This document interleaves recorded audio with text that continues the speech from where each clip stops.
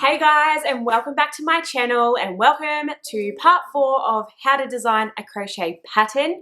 If you are just tuning in and this is the first video in this video series that you are watching, I do recommend going back and watching video or part 1, 2 and 3 so you have a little bit of an idea of what the hell I'm talking about, because if you start watching at this point you'll probably be like, I don't know what she's talking about. But anyway, in my last video, I spoke to you guys about blocking your patterns, and in today's video, I'm going to take you through everything you need to know about grading your projects, tech editing, where to find a tech editor, and testers for your pattern. Now, you may have no idea what any of those things are, or you may, but don't worry, I am going to go into further depth in this video, so if that's something you're interested in, just keep on watching. I'm just going to apologize as well if you can hear my dogs walking around in the background. It's raining outside, so I don't want to put them out there because they'll just get wet and then they stink and then they bring water inside and mud. So they're inside, they're walking around. We've got floorboards. I just have to deal with it. I will try and edit out as much of the background noise that I can, but I do apologize in advance if you hear the pitter-patter of little dog feet on the floorboards at any point during this video. So first of all, I just want to start off by mentioning that in my previous 3 videos, you would have seen me working on this jumper pattern using a chunky, I think it was about a 16 ply yarn, so super bulky weight yarn. I have decided to scratch this. Basically, I'm still going to be designing a jumper that is very similar to this, but I'm not going to be using the super bulky weight yarn. The reason for that is because this weighs, it doesn't even have sleeves yet, and it weighs like it's got to be a good few kilos. Like, it is so heavy, and it would be absolutely fine, I guess, if you were in a climate where it was absolutely freezing all the time, you needed something really bulky and heavy to keep you warm. I feel like that's not very common and therefore is not really going to be necessary for a lot of people that may want to buy my pattern. So I have gone ahead and scratched the super bulky weight yarn because it's just not necessary, and I didn't realize how heavy it was going to turn out. So anyway, we've scratched the super bulky weight yarn. That again is a part of pattern writing. It's constant trial and error, and you are constantly changing your mind or changing the pattern. That's just how it goes. So anyway, I have decided to make this pattern using an Aran weight yarn, which is a 10 ply if you're in Australia. So a 10 ply yarn instead. And as you can see, it has turned out a lot better. The drape is a lot nicer. It's not so stiff and bulky, and it's not as heavy. It's still a decent weight. I mean, it's going to keep you warm. There's no doubt about that, but it's not so heavy that you would never wear it unless you were in Antarctica. All right, so now that I have finished my pattern, the jumper is complete, even the ends are sewn in, I'm very proud. It is time to now start thinking about grading. So, in case you're wondering what grading is basically when you take the pattern that you've written. So for instance, I've written this jumper in a size small. This one that I'm holding is made in a size small. But I want to be able to offer this pattern in 9 different sizes. So from an extra small right up until a 5XL. So in order to get all the different calculations and stitch counts and repeats and everything that I'm going to need to be able to offer all those sizes, I'm going to need to have my pattern graded. It's basically only really relevant if you are going to be designing garment patterns, and I mean any kind of garment. It could be, you know, headwear, a beanie, a jumper, sweater like this, pants, shorts, a cardigan, anything you can wear will probably require some type of grading. Now, the amount of grading that your project or pattern will need will just depend on how many sizes you want to offer your pattern in. Now, there are 2 options when it comes to grading. Number 1, you can hire someone to grade your pattern for you. I find it easiest if you are designing a garment pattern to just design it in your own size. So then you can try it on, you can make changes as you go. You don't have to rely on, you know, having someone else to try it on all the time. It's just easier. So I always recommend just designing it in your own size, so then you know exactly how it should fit and where you need to make changes and all the rest. You know what I mean? Otherwise, say for instance, you were making a child-sized item, I would recommend making it in the size of the child that you have access to, if that makes sense. So if you have a child and say your child is a size 3, I would recommend making your pattern in a size 3 because you are going to have someone there at all times to be able to try it on for you. Hopefully that makes sense to you guys, but that's just what I find easiest when designing patterns. So once you have written up your pattern in the size that you have made, so for me, as I said, this is a size small, so I have written up my pattern in a size small. What I now do is take my written pattern that I have typed up on Google Docs. You don't need any fancy software or anything like that. I literally just type up my patterns on Google Docs, I save it, and then I send it off to my grader/tech editor. So I send her the pattern that's written in a size small, and she sends me back a pattern that's written in 9 different sizes. Like magic. Literally within a couple of days, you know, sometimes a bit longer depending on how difficult the pattern is and how technical the pattern is, and how busy she is as well. Usually within a couple of days, she'll send me back a pattern and it's completely graded in 9 different sizes. Just like that. Magical. So that is option 1 when it comes to grading your pattern. Option number 2 is you can do it yourself. Now, doing it yourself and how you go about doing it yourself will just depend on the difficulty of your pattern and your skill as well. I am definitely 100% not skilled enough, nor do I have the time to try and figure out grading a pattern myself. So that to me is just of no interest. I have no interest in learning how to do it myself. But I know for some of you, that may be something that you're interested in. If you are really good with numbers and if you are really good at maths, you will probably find it really, really easy. I am horrible at maths. I've never been good at it. It makes absolutely no sense to me. I'm an English girl. So leave me the writing of the pattern and someone else can grade it and do all the maths and the measurements. Thank you. So you can do courses that teach you how to grade and tech edit your own patterns. But again, that's not something that interests me, but there are courses out there that you can do if that interests you and if you do want to learn how to do it yourself. The perks of doing it yourself and learning how to do it yourself is you will probably save money in the long run. So I'm not sure how much the courses cost exactly. I mean, they're probably a couple of $100s. I don't know off the top of my head, I'm just guessing. But it will probably work out cheaper in the long run rather than having to pay someone every time you want your pattern graded. So, I mean, there's pros and cons to both, having someone do it for you or doing it yourself, but it's just up to you what you would prefer. If you are interested in learning how to grade and tech edit your own patterns, I'm pretty certain the lady that runs the Facebook group that I just told you guys about also runs courses to teach you guys how to grade and tech edit your own patterns. So as I said, I will leave the link down below for that Facebook group. You can go and check it out. Otherwise, all you would have to do is Google tech editing or grading courses for knitting or crochet. I'm sure there are more than one around. I don't think there would only be one course ever invented, but I think the course that this lady runs, who runs the Facebook group, is really good. I've heard really good things about it. So I do recommend checking that out if that's something that you are interested in. Okay, so another thing I wanted to talk to you about is tech editing. So tech editing is basically when someone goes through your pattern and fixes any of your mistakes. So for instance, if you've got spelling mistakes, they will fix those. If you've got mistakes with your stitch counts, they will fix those. If you've got, say, in your pattern it says you need a 5mm hook, but then, you know, down the track you're saying it's a 6mm hook instead, or something crazy like that, you know what I mean? They will pick up on that. So they just go through and fix any of the little mistakes that may be in your pattern. And I mean, there's always mistakes. I don't think I've ever sent my tech editor a pattern that has not had one mistake. Like, there's always something. It's just, you know, little things here and there that you wouldn't pick up yourself, or they might say something like, I recommend wording this like this so it makes more sense, or something like that.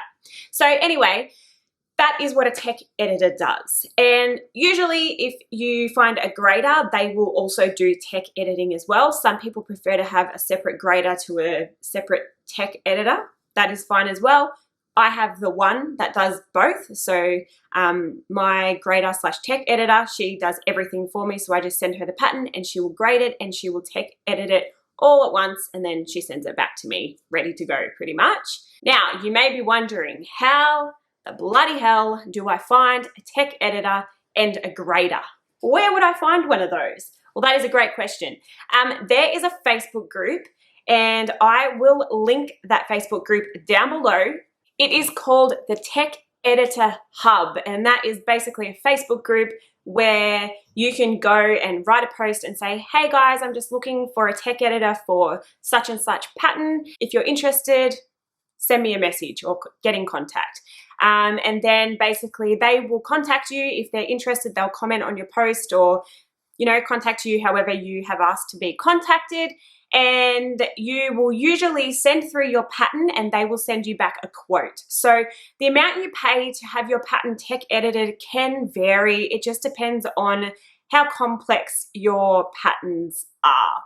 I want to say that a tech edit would probably, well, tech edit slash grade, if you wanted to have it all done at once, would probably cost you anywhere between 50 Australian dollars to say 300 Australian dollars. As I said, it really just depends on how complex your pattern is as to how much it's going to cost you. But in saying that, like I said, you will get a quote first, or you can request a quote before you go ahead with it. So you know what you're up for. It's not a surprise at the end where they say, okay, your pattern has been tech edited and graded, now you owe me $500. That's not how it works. They will send you a quote and then you can say yes or no if you don't want to go ahead with it. But I will link that Facebook group down below. It's a great resource if you are looking for a tech editor or a grader. They don't just have tech editors and graders for crochet patterns. They also have people that do knitting patterns. So if you are a knitter, you can also go and check out that page to find a tech editor or a grader. One thing I do recommend when looking for a tech editor or a grader is to try and find someone that works in your currency and or your time zone. And this is just because it makes it so much easier for communication if you are in the same time zone, because obviously if someone's asleep and they're trying to contact you to say, you know, what does this mean or blah, blah, blah, it's hard because you're constantly on different time zones. So that's something I would recommend trying to do if you can. I know for me personally, I find it really hard to find tech editors and graders that are in Australia. There's not many of them. Well, there wasn't last time I checked. So the lady I use is actually located in Canada. I will leave her link down below as well. So if you would like to check her out, you can. Her name is Nikki and she is awesome. She also does knitting patterns as well. So if you're a knitter or a crocheter, you can check out Nikki to have her grade and tech edit your patterns. The other thing I would recommend is to have them work in the same or a similar currency to you. And the reason I say this is because I know for me personally, the US conversion rate is not kind to us Australians. So I think, you know, $100 US is about, I want to say $150 Australian. So the conversion rate is not great. So yeah, that's the only reason I would recommend trying to find someone that's in a currency that is either the same as yours or a similar value. So for instance, as I said before, Nikki, my tech editor and grader, is located in Canada, and the Canadian conversion rate is a lot friendlier to us Australians. So that's just another thing to keep in mind when looking for a tech editor or grader. So once you've written up your pattern and it's been tech edited and graded either by yourself or by somebody else, it is then time to have your pattern tested. Now, the testing stage applies to all patterns, and I 110% recommend that you do have your pattern tested, because the thing is, when you're designing patterns, obviously what you're writing down makes sense to you because you're the one writing it.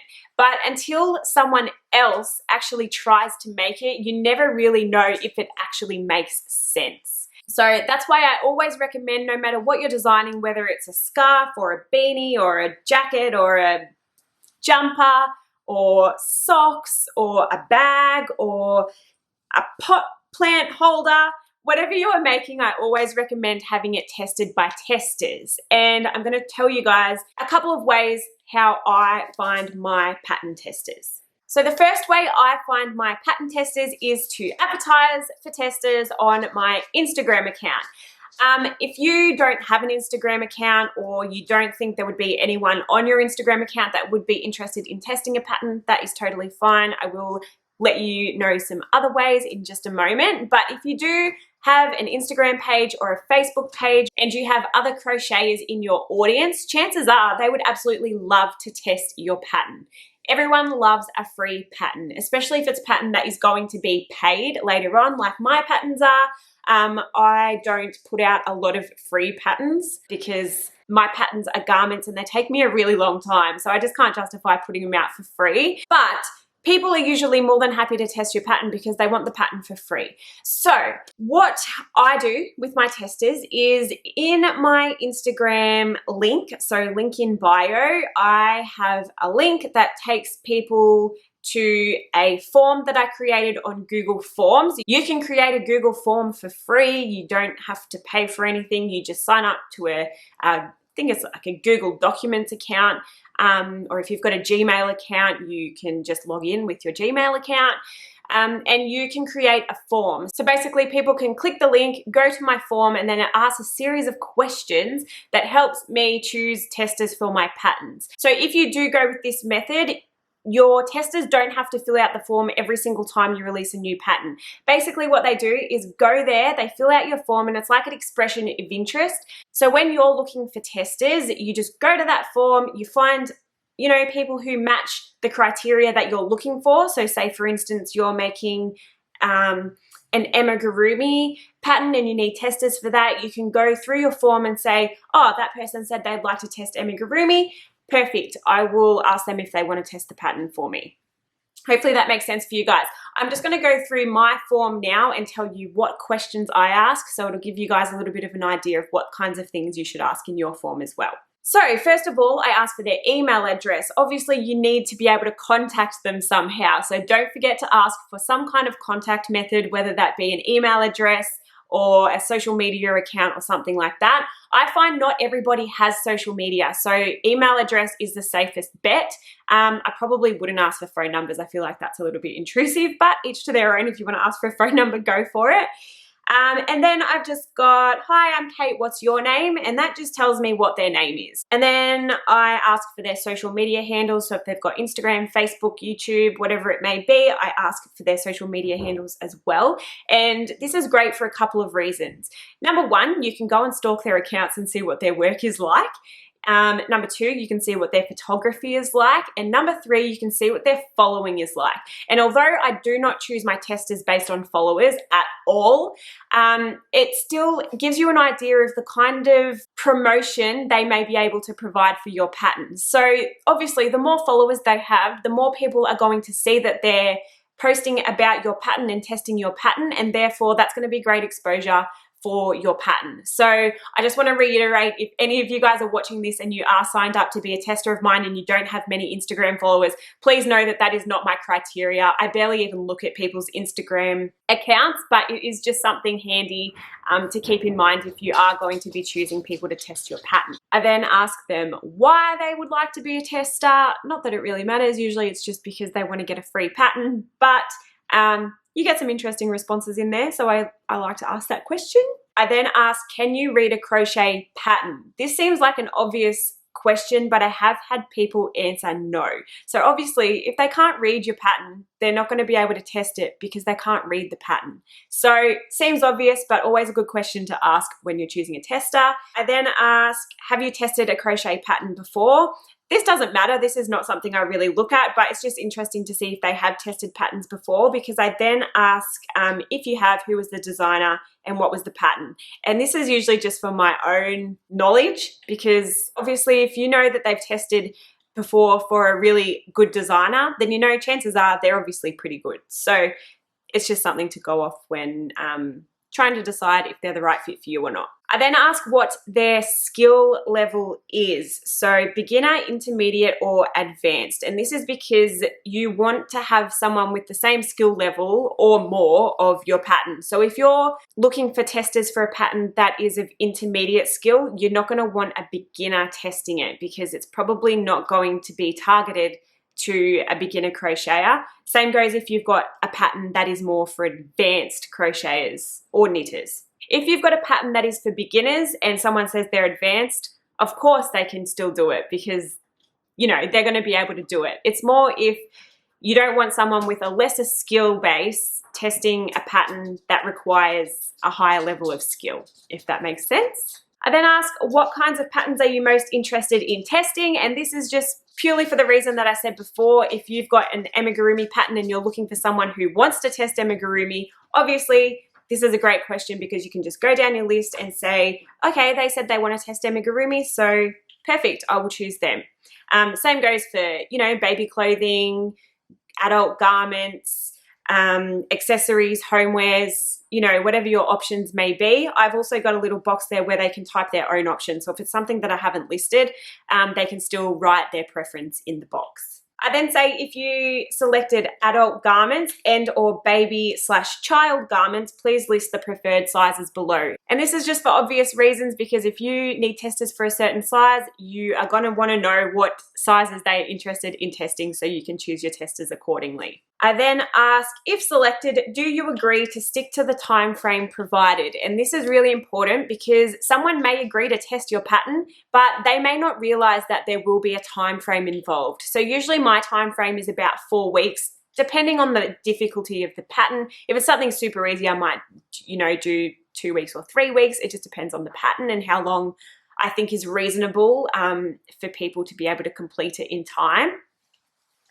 Stupid fly. But again, another important question because you don't want someone signing up and saying, yeah, I'll test the pattern, but then saying, oh no, I won't be able to finish it for another 2 months, 3 months. So it's good to say that because that just lets them know that there will be some kind of time frame involved. I then ask, if selected, do you agree to purchase/source all materials needed to complete the pattern at your own cost? And again, this just comes down to your preference. I don't supply the materials for my testers, which I think is the most common option. I don't think there's many designers out there that would provide yarn or accessories or anything to their testers. There may be, if that is the case, that's awesome. I just put that question in there just to make sure that people are aware that they do have to purchase the supplies at their own cost. I then say, if selected, do you agree to promote my patterns on your social media channels? Again, not a huge deal, but it's always nice to have a little bit of extra promotion.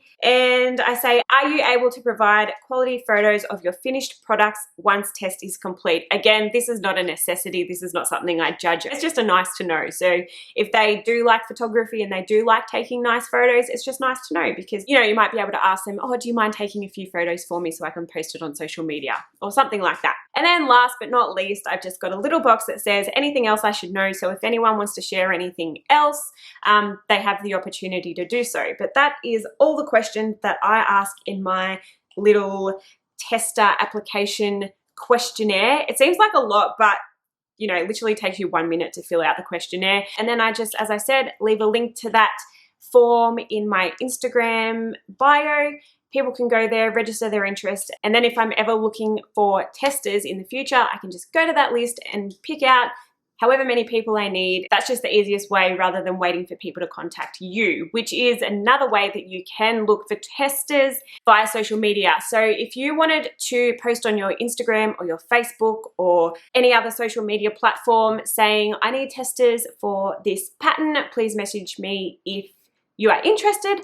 Obviously, that is another way you can do it as well. There's absolutely nothing wrong with that at all. I still do that sometimes, even though I do have the form, if it's something that I think it might be difficult to find people for, or if I don't have many people on my form for certain sizes. And then the third way that I like to find testers is through Facebook groups. So as I'm sure you are all aware, there are so many, you know, hundreds of thousands, if not millions of different crochet groups or knitting groups, and they're the best places to find testers because you know that they're all interested in knitting or crochet. So they're the best places to go and find testers. All you would have to do is make sure that it's okay with the admin and the page rules that you do post looking for testers. And then if it is okay, you would just go ahead and write a post and say, hey guys, I'm just looking for a tester or however many testers for this pattern in sizes XYZ.